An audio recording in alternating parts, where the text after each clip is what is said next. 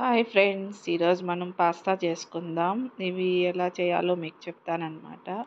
మీరు కూడా ఈజీగా చేసుకోవచ్చు. ఈ చలికి వర్షానికి బాగా జలుబు చేసేసింది నాకు. దానివల్ల ఒక రకంగా ఉంది నా గొంతు. కొంచెం అడ్జస్ట్ అవ్వండి ఈరోజుకి. నేను చెప్తానన్నమాట. ఇట్లా చేసుకోండి.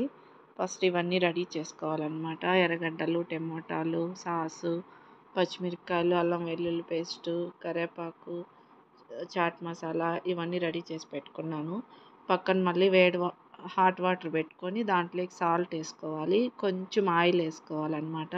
ఎందుకంటే ఈ పాస్తాలు అతుక్కోకుండా బాగా వస్తాయి అన్నమాట. దానివల్ల నేను అలా వేసుకుంటాను. ఇప్పుడు చూడండి, నేను పెనం పెట్టుకొని ఇప్పుడు బాండిల్ పెట్టుకొని పక్కన ఆయిల్ వేసుకొని నేను ఇప్పుడు తిరగపోసుకుంటాను అన్నమాట. చూడండి, హాట్ వాటర్లో ఈ పాస్తా వేసేయాలి. బాగా కాగిపోయినాయి కాబట్టి బాగా ఉడికిన తర్వాత ఈ పాస్తా వేయాలన్నమాట. చన్నీళ్ళల్లో వేస్తే అది అతుక్కునేస్తుంది. అవి బాయిల్ అయ్యే లోపల మనం పక్కన తిరగపోసుకుందాం. నేను ఆయిల్ వేసుకొని కొంచెం ఆవాలు, జీలకర్ర వేసుకున్నాను. ఇప్పుడు ఆనియన్స్ వేసుకుందాం మనము. పచ్చిమిరపకాయలు, కరివేపాకు వేసుకున్నాను.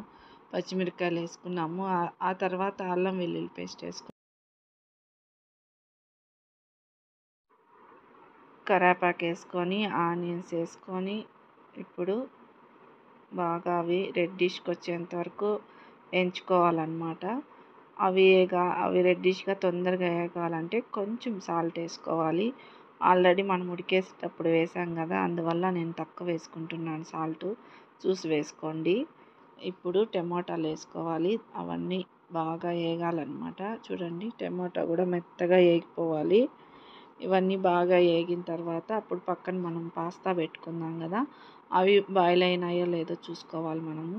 చూడండి, బాగా ఉడికిపోయినాయి. ఇవి బాగా ఉడికింటాయి. ఇప్పుడు చూడండి, బాగా సాఫ్ట్గా ఉంటాయి. ఇలా చూసుకొని ఇప్పుడు పక్కన ఉంచేసుకోవాలన్నమాట. ఉంచుకొని ఆ లోపల ఈ టమోటా ఇవన్నీ బాగా వేగిపోయింటాయి. అవి చూసుకొని నేను ఇప్పుడు టమాటో సాస్ వేసుకున్నాను. కొంచెం అదే చిల్లీ టమాటో సాస్ వస్తుంది కదా, అది వేసుకున్నాను అనమాట. అది కూడా వేగనిచ్చి గరం మసాలా పొడి కొంచెం వేసుకున్నాను. 1 స్పూన్ వేసుకున్నాను.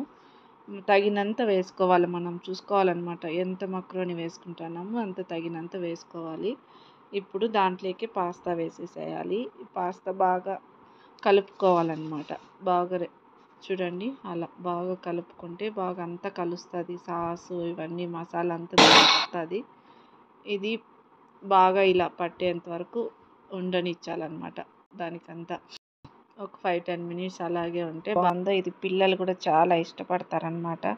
ఈ కలర్ఫుల్ పాస్తా కావాలంటే పిల్లలకి స్నాక్స్ అన్నీ కూడా బాగా ఈజీగా అయిపోతుంది. మీరు కూడా ట్రై చేయండి ఫ్రెండ్స్. చలికాలం తినడానికి కూడా చాలా బాగుంటుంది వేడి వేడిగా. ఈ రెసిపీ మీకు నచ్చితే లైక్ చేయండి, షేర్ చేయండి, సబ్స్క్రైబ్ చేసుకోండి. ట్రై చేయండి, చాలా బాగుంటుంది వంట. Okay friends, bye.